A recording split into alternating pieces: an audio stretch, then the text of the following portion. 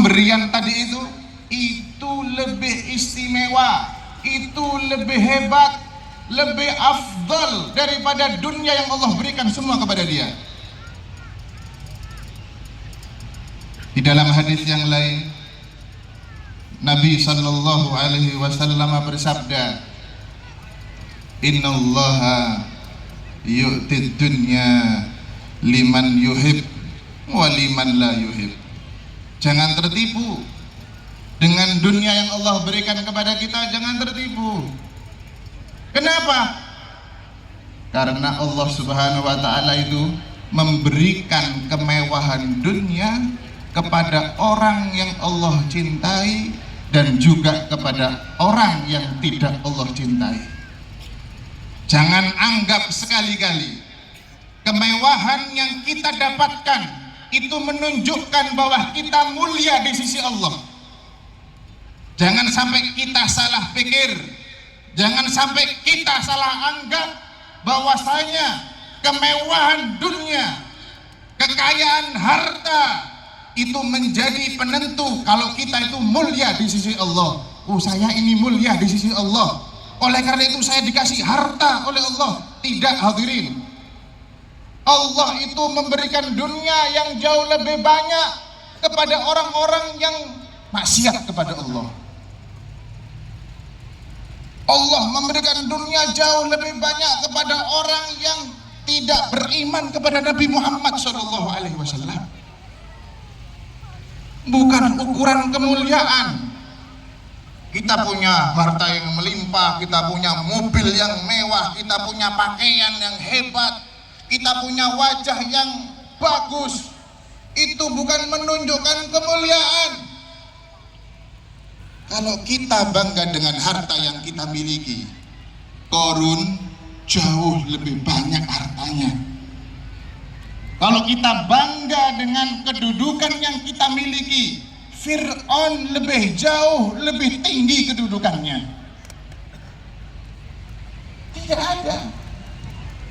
Tidak ada yang bisa kita banggakan. Tidak ada yang menunjukkan kemuliaan di sisi Allah Subhanahu wa ta'ala kecuali kita tadi itu adalah orang-orang yang bertakwa. Kita tadi itu orang-orang yang beribadah kepada Allah Subhanahu wa ta'ala. Itu harus menjadi prinsip kita. Itu harus menjadi pemikiran kita. Jangan sekali-kali menganggap, oh ini fulan itu dicintai oleh Allah, oleh karena itu dibuka rezekinya oleh Allah. Oh ini fulan dicintai oleh Allah, oleh karena itu dia tadi itu dijadikan orang yang istimewa. Loh, bukan. Kemuliaan itu adalah lil muttaqin, wal izzu kullil izzi lil muttaqin. Segala macam bentuk kemuliaan hanya dimiliki orang-orang yang bertakwa kepada Allah Subhanahu wa ta'ala. Wala yu'tid din. Apa kata Nabi sallallahu alaihi wasallam? Nabi Allah Subhanahu wa ta'ala tidak pernah memberikan kemuliaan agama, kemuliaan ibadah kecuali kepada orang-orang yang Allah cintai. Kita semua berkumpul di sini dengan salah satu tujuan kita ingin bersolawat kepada Nabi kita Nabi Muhammad Sallallahu Alaihi Wasallam. Kita semua berkumpul di sini. Salah satu tujuan kita adalah untuk bersyukur kepada Allah Subhanahu Wa Taala atas nikmat yang Allah berikan kepada kita. Kalau memang kita tujuannya berkumpul di sini dengan niat yang istimewa, dengan tujuan yang mulia, mudah-mudahan kita semua mendapatkan rahmat dari Allah Subhanahu wa ta'ala. Mudah-mudahan kita semuanya dimasukkan ke surga Allah Subhanahu wa ta'ala. Mudah-mudahan semua apa yang sakit disembuhkan oleh Allah Subhanahu wa ta'ala, yang punya hajat dikabulkan oleh Allah Subhanahu wa ta'ala. Nikmat karena barokah kita berkumpul di sini. Berkumpul bersatu itu adalah keistimewaan. berpecah belah itu adalah adab dari Allah Subhanahu wa ta'ala. Al-Habib Abdullah Al-Haddad mengatakan dalam kitab Nasaih Diniyahnya, ghayatus syukri, puncak tertinggi daripada rasa kita bersyukur kepada Allah adalah kita tadi itu menggunakan nikmat tersebut untuk takwa, untuk ibadah kita kepada Allah Subhanahu wa ta'ala. Sampean dikasih mata oleh Allah, nikmat. Apa bentuk syukur yang paling bagus? Apa bentuk syukur yang paling tinggi? Kita gunakan mata ini untuk baca Al-Quran. Kita pandang, kita gunakan mata kita ini untuk memandang kepada wajah orang tua kita yang masih punya orang tua, yang masih punya ibu, yang masih punya bapak. Perhatikan sabdanya Nabi Sallallahu Alaihi Wasallam, barang siapa yang memandang kepada wajah ibunya dengan pandangan takdim, dengan pandangan hormat, maka dia akan mendapatkan pahala sama dengan melaksanakan ibadah haji. Kita bisa mendapatkan pahala haji setiap hari. Kapan itu? Ketika kita memandang wajah ibu kita dengan pandangan hormat, dengan pandangan takdim, yang mana sekarang itu di akhir zaman ini banyak musibah terjadi karena sebab anak-anak tadi itu sudah tidak hormat kepada orang tuanya. Karena sebab anak-anak zaman sekarang ini lebih hormat kepada temannya, lebih berkorban untuk temannya, lebih berkorban untuk orang lain. Disuruh orang tuanya tidak mau, disuruh temannya berangkat. Betul apa tidak? Musibah, azab gara-gara orang-orang seperti ini yang tidak bersyukur diberi orang tua oleh Allah Subhanahu wa ta'ala. Ketika salah satu sahabat dengan bangganya maju ketemu Nabi Muhammad Sallallahu Alaihi Wasallam di dalam sebuah peperangan. Ya Rasulullah, tidaklah aku datang ke sini kecuali aku sudah membuat nangis kedua orang tuaku karena aku sekarang pergi berjihad bersamamu. Apa jawaban Nabi?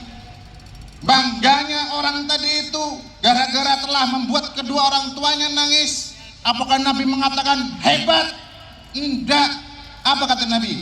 Pulang kamu, pulang, berjihadlah kepada kedua orang tuamu, buat mereka tertawa sebagaimana kamu telah membuat mereka menangis. Sekarang ini musibah, ibunya ngepel, ibunya nyapu, anaknya duduk di sofa main HP. Betul apa tidak? Ibunya masak, ibunya goreng, kena minyak, ibunya capek, anaknya tadi itu tidak hormat sama orang tuanya. Perhatikan, ada satu orang dari Yaman berangkat melaksanakan ibadah haji. Ibunya sudah tua, digendong Pak. Ibunya digendong, dulu tidak ada kendaraan, tidak ada pesawat. Ibunya digendong dari Yaman melaksanakan ibadah haji sampai ke Mekah. Digendong ibunya, dibawa tawaf, dibawa sa'i, dibawa wukuf di Arafah, terus sampai selesai melaksanakan ibadah haji. Ketemu sahabat Abdullah bin Umar. Tanya ini orang, wahai sahabatnya Nabi, aku ini punya ibu, sudah tua, tidak bisa jalan. Aku gendong dia dari Yaman menuju kota Mekah untuk melaksanakan ibadah haji. Apakah aku sudah cukup untuk membalas jasa kedua orang tuaku? Apakah aku sudah cukup untuk dikatakan sudah bisa membalas jasa ibuku? Apa kata Abdullah bin Umar? Lah, meskipun cuma satu tetes, meskipun daripada satu tarikan nafas ketika ibumu melahirkan kamu, itu tidak ada apa-apanya. Tidak ada apa-apanya. Jasa ibu tadi itu tidak bisa dibalas dengan apapun. Ketika para sahabat tanya kepada Nabi SAW tentang kedudukan orang tua, huma jannatuka wa naruk. Kedua orang tuamu itu bisa jadi surgamu atau bisa jadi nerakamu. Kamu bisa masuk surga karena sebab kedua orang tua. Kamu bisa masuk neraka karena sebab kedua orang tua. Maulid yang kita baca di malam hari ini, Al-Habib Ali bin Muhammad bin Hussein Al-Habsyi, beliau tadi itu mengatakan, aku mendapatkan semua yang aku dapatkan itu karena berkat daripada doa ibu saya.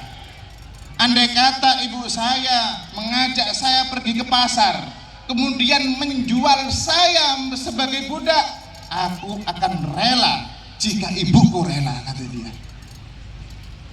Sekarang jangankan dijual, jangankan disuruh yang macam-macam, disuruh pergi ke toko beli garam, tidak mau sekarang.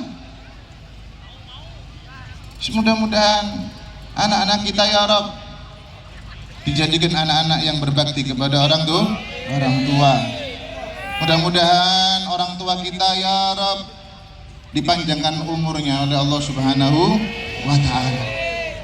Begitulah wahai hadirin, syukur yang paling tinggi itu adalah kita menggunakan kenikmatan untuk kita mendekatkan diri kepada Allah Subhanahu wa ta'ala. Kalau sampean kepingin tahu nikmat yang Allah berikan kepada sampean itu nikmat beneran atau nikmat bohongan. Kenapa di sini saya mengatakan nikmat bohongan? Karena itu adalah termasuk daripada istidraj. Kalau sampean kepingin tahu nikmat yang Allah kirim kepada sampean itu nikmat atau itu adalah nikmah, sampean lihat sebelum sampean dapat nikmat dan setelah sampean dapat nikmat. Lihat keadaan sampean. Sebelum sampean dapat nikmat, istiqomah ke masjid. Sebelum sampean dapat nikmat, hormat kepada orang tua. Sebelum sampean dapat nikmat, dibaca itu Al-Quran. Setelah dapat nikmat dari Allah, dibuka dunianya, ke masjid mulai berkurang. Kepada orang tua sudah tidak hormat lagi. Al-Quran ditinggalkan. Berarti nikmat yang datang kepada sampean itu bukan nikmat, itu musibah, itu adab yang Allah kirimkan kepada sampean. Jangan kira itu nikmat. Nikmat itu adalah yang mendekatkan kita kepada Allah Subhanahu wa ta'ala. Seperti Bapak Mas'ud diberi kenikmatan Allah untuk menjadi wali kota, diadakan sholawat di kota Balikpapan. Ayo beribadah kepada Allah Subhanahu wa ta'ala. Ini nikmat. Nah, kalau awalnya sholawatan dirubah menjadi dangdutan, loh, bukan nikmat ini. Itu adalah musibah. Kita minta kepada Allah, mudah-mudahan kota Balikpapan, mudah-mudahan negara kita, negara Indonesia dijaga oleh Allah Subhanahu wa ta'ala. Merdeka terus, merdeka zahir, merdeka batinnya, tetap beribadah kepada Allah Subhanahu wa ta'ala. Takbir. Sudah mulai tadi ngerem-ngerem tadi itu, baru bisa ngomong takbir katanya. Jadi memang tolok ukurnya di situ. Nikmat yang Allah berikan kepada kita itu kita gunakan untuk ibadah, untuk mendekatkan diri kepada Allah Subhanahu wa ta'ala. Duh, jangan salahkan kalau nikmat itu dicabut oleh Allah kalau kita gunakan untuk maksiat kepada Allah Subhanahu wa taala. Perhatikan, di dalam kita hidup itu, ketika kita ibadah kepada Allah, kadang-kadang ini cuma kita fokus kepada ibadah. Yang penting ibadah, yang penting sholat, yang penting puasa, yang penting zakat, yang penting baca Quran, yang penting salawatan, begitu. Benar, yang kalian ucapkan benar. Cuma ada satu yang lebih penting dari itu semua. Apa? Tarkul ma'asi, tinggalkan itu maksiat. Nabi, dengarkan baik-baik. Nabi SAW pernah suatu saat menceritakan kepada seluruh sahabatnya, yukta bi aqwamin, yukta bi aqwamin yaumal qiyamah, yusallun tawabuhum ka'amthalil jibal. Nanti di hari kiamat itu ada sebuah kaum, ada sekelompok manusia yang mana a'maluhum ka'amthalil jibal, yang mana amalnya mereka itu sebanyak gunung, setinggi gunung. Artinya apa? Amalnya banyak. Yusallun kama tusallun, mereka sholat sebagaimana kalian sholat. Yasumun kama tasumun, mereka puasa sebagaimana kalian puasa. Tetapi mereka tadi itu digiring masuk ke neraka. Para sahabat bertanya, "Lu kok bisa Nabi? Wa kaifa dzalik?" Lu kok bisa Nabi? Katanya sampean ada sebuah kaum, mereka itu puasa, mereka itu sholat, mereka itu ibadah, tetapi kok digiring masuk neraka. Lu kok bisa Nabi? Naam, iya benar. Mereka tadi itu puasa sebagaimana kalian puasa, mereka itu sholat sebagaimana kalian sholat, tetapi ketika mereka itu mendapatkan sesuatu kesempatan untuk melaksanakan yang diharamkan oleh Allah Subhanahu wa ta'ala, mereka langsung menyerbunya. Fatuhbatu a'maluhum, maka amal ibadahnya dihapus oleh Allah Subhanahu wa ta'ala. Boleh puasa banyak, boleh sholat yang banyak, tetapi kalau kita tadi itu tetap bermaksiat kepada Allah, itu semua tidak ada artinya. Sampean sholawatan sampai pagi, kalau maksiat terus ya percuma. Sampean sholat sampai kaki sampean bengkak, sampean puasa sampai sampean kurus, kalau tetap maksiat kepada Allah percuma, tidak ada nilainya di sisi Allah Subhanahu wa ta'ala. Itu yang harus kita perhatikan baik-baik. Jangan hanya fokus kepada ibadah kepada Allah, jangan hanya fokus untuk melaksanakan ibadah. Sampean cukup sholat 5 waktu, cukup puasa di bulan Ramadan, tapi sampean jauhkan diri dari perbuatan maksiat kepada Allah, insya Allah selamat dunia dan akhirat. Amin ya Rabb, amin ya Rabb. Mudah-mudahan semua selamat, mudah-mudahan semua dikasih keselamatan oleh Allah Subhanahu wa ta'ala. Amin ya Rabbal alamin.